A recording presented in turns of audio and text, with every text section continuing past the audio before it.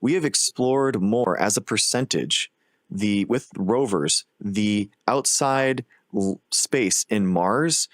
We've explored more of a percentage the terrain of Mars than we have the genomes and the species of microbes on Earth.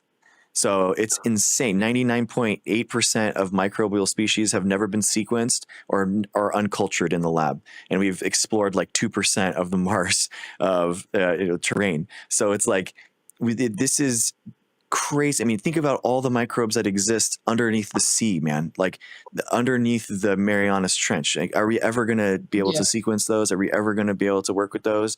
There's so much of metabolism and pathways and proteins out there that we have no idea. And I genuinely say this with like, microbiology is the final frontier on Earth, and it makes me so excited about that we actually know so little, and yet we've made so much progress in our lifetime. Just with next generation sequencing being invented, we've discovered all these microbial communities in the ocean, in roots of plants, inside of our own gut. It's actually honestly wild. We couldn't culture the bacteria that lived inside of marine water until we couldn't culture it. So we didn't know that it existed. We actually didn't have independent evidence that microbes existed in marine water until the late 90s.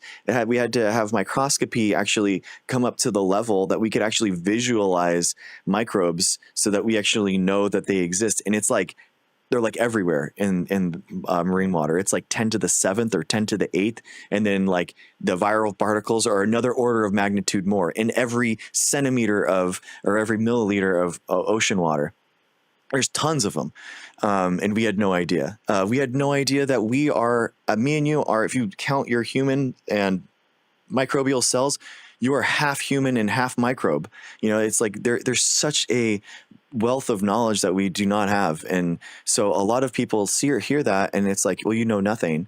And I guess it's just like a mentality thing, because to my mind, I'm like, wow, there's so much more to learn that is incredible.